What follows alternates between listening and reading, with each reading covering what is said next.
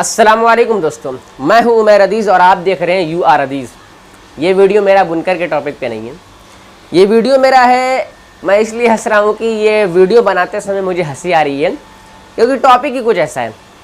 Topic है कि जो भारत पहले ट्रम्प की चापलूसी करता था, जी हाँ चापलूसी ही से आप कह लीजिए, या फिर तारीफ़ करता था या फिर उसके फेवर में बातें करता था, कुछ भी कह सकते हैं आप। आज वो भारत का मीडिया बाइडेन की चापलूसी करने लगा है क्योंकि जानता है कि अगले राष्ट्रपति, अगले प्रेसिडेंट अमेरिका के जो बाइडेन ही हैं और बन चुके हैं वो राष्ट्रपति। इसलिए हमारा भारतीय मीडिया, हमारा इंडियन मीडिया अब जब कोई रास्ता नहीं बचा तो जो बाइडेन की तारीफ़ करने लगा, चापलूसी करने लगा। ये पेपर मेरे पास है, अमर उजाला 13 नवंबर 2020। इसमें जो बातें लिखी है मैं आप लोगों को पढ़ के सुना देता हूँ हूबहू। बाइडेन की जीत में अमित जानी की खास भूमिका। अमेरिका के नए राष्ट्रपति जो बाइडेन की जीत में 30 साल के भारतवंशी युवा अमित जानी ने अहम भूमिका निभाई है। न्यू जर्सी के अमित ने भारतीय अमेरिकियों और एशियाई अमेरिकियों को संगठित करने में AAPI के निदेशक के रूप में बड़े काम किए। जानी को पीएम नरेंद्र मोदी का समर्थक माना जाता है और उनका जन्म गुजरात में राजकोट में हुआ। वो एक दशक से डेमोक्रेट राजनीति से जुड़े हुए हैं। अमित जानी, इनको हमारे माननीय प्रधानमंत्री का समर्थक माना जाता है। अब आप देख सकते हैं कड़ी जुड़ रही है, किस तरीके से कड़ी जुड़ रही है। अमित जानी ने, इनका कहना है कि एशियाई अमेरिकियों और भारतीय अमेरिकियों को संगठित करने में अहम भूमिका निभाई है।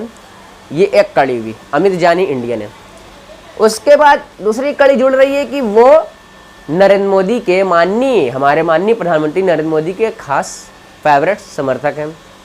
तीसरी कड़ी जुड़ रही है कि वो गुजरात के हैं। देखिए किस तरीके से कड़ी दर कड़ी जोड़ रहे हैं कि जो बाइडेन कहीं गलती से कोई ऐसा फैसला ना ले ले जिससे भारत को नुकसान उठाना पड़े।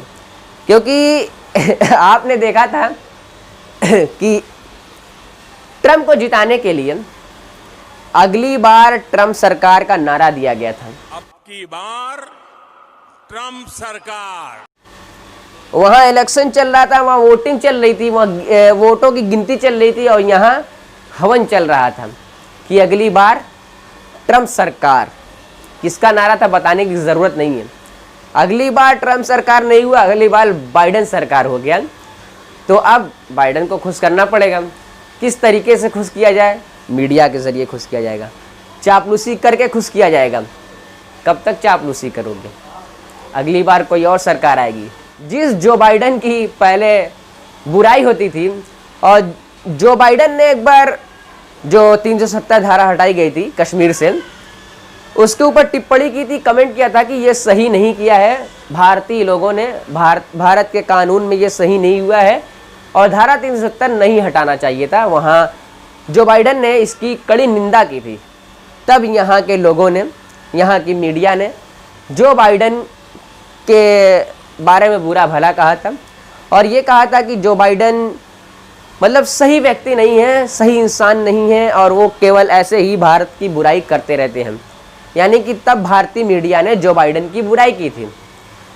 और जब ट्रम्प यहाँ आए थे अभी हाल ही में, आपने देखा था, तब नारा दिया गया था कि अगली बार ट्रम्प सरकार, नारा दिया गया था, आप लोगों को याद होगा। लेकिन अब जब कोई रास्ता नहीं बचा, कोई चारा नहीं बचा, जो बाइडेन की सरकार बन गई, तो अब कुछ तो करना पड़ेगा। अगले प्रेसिडेंट को रिझाने के लिए कह सकते हैं आप एक तरीके से कि अगले प्रेसिडेंट को अपने फेवर में लेने के लिए कुछ तो करना पड़ेगा। तो मीडिया का सहारा पहले लिया जाता है। देखिए कहीं भी कोई भी काम को अगर आपको करना है अच्छे तरीके से और आसानी से और किसी को भी आपको फेमस बनाना है तो आप मीडिया का सहारा ले सकते हैं। मीडिया अच्छी तरीके से झूठ फसाद बोल के उसमें आपको फेमस बना देगा और गलत को सही, सही को गलत करने में मीडिया हमारा बहुत ही बखूबी, बहुत ही अच्छी भूमिका निभाता है, आप कह सकते हैं।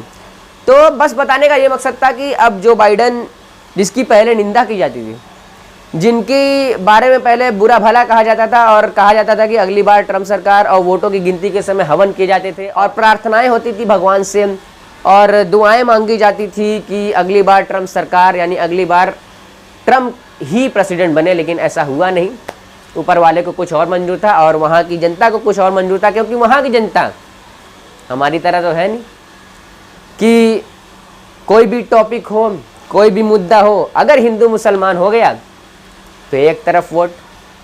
हिंदू मुसलमान की राजनीति वहाँ पे होती नहीं है, वहाँ पे एम्प्लॉयमेंट की राजनीति होती है, वहाँ पे रोजगार के मुद्दे पर लोग वोट देते हैं, वहाँ पे नौकरी देखा जाता है, वहाँ पे प्रोग्रेस देखा जाता है, वहाँ पे जीडीपी देखा जाता है। तो बस बताने का ये मकसद था कि जिस जो बाइडेन की पहले बुराई की जाती थी, आज उसी जो बाइडेन की तारीफ की जाती है, चापलूसी की जाती है और उसको अपने फेवर में लेने के लिए मेहनत की जा रही है।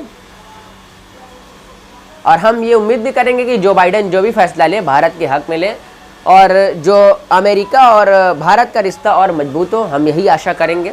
और कभी ऐसा कोई मोड़ ना आए जिससे भारत और अमेरिका के रिश्ते में दरार आए, हम यही आशा करेंगे और यही उम्मीद करेंगे और दुआ भी यही करेंगे कि भारत के ताल्लुक हर मुल्क से अच्छे हों और हंसी खुशी ज़िंदगी गुजरे।